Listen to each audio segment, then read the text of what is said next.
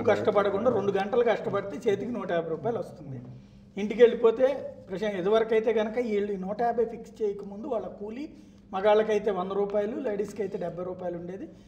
అంతకుముందు 30-70 ఉండేది. క్రమంగా అది 150 రూపాయలకి. ఇప్పుడు అలాగ అలవాటు పడి అలా తినడానికి అలవాటు పడినటువంటి పర్సన్ని ఇవాళ మీకు ఇయ్యను, లేదా మీరు 2 గంటలు కాదు 8 గంటలు కష్టపడు అంటే పడేటువంటి పరిస్థితుల్లోకి అతను వస్తాడా? లేదంటే వాళ్ళందరూ ఒక గ్రూప్ అయ్యి కూలగొట్టేటువంటి పరిస్థితి వస్తే, అంటే ఈ లబ్ధిదారుల సంఖ్య రైతుల సంఖ్య కంటే ఎక్కువ.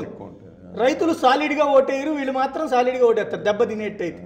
అప్పుడు ఆ ధైర్యంగా ఏ అధికార పార్టీ నిర్ణయం తీసుకుంటుంది? అట్లా అదే సమస్య వచ్చింది. ఇప్పుడు రాజకీయ పార్టీలు ఎవరు కూడా అధికారమే లక్ష్యంగా పనిచేసి వాడిని ఏదో రకంగా మభ్యపెట్టో ఇంకో రకంగా వచ్చేసి మనం ఓట్లు వేయించుకోవాలని చూస్తున్నాం తప్ప గ్రామం బాగు కానీ ఆ వ్యక్తులు ఇవాళ ఎంత సంపాదించినా పోనీ వాళ్ళు నిజంగా బాగుపడుతున్నారా?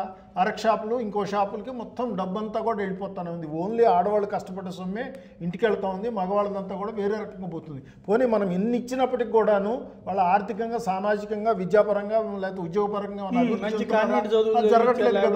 కాబట్టి ఏంటంటే మనము ఇక్కడ కొన్ని విషయాల్లోనే కనీసం మనం ఏంటంటే రాజకీయాలు అతీతంగా నిర్ణయం తీసుకోవాల్సిన అవసరం ఉందనేది నేను భావిస్తాను. రైట్.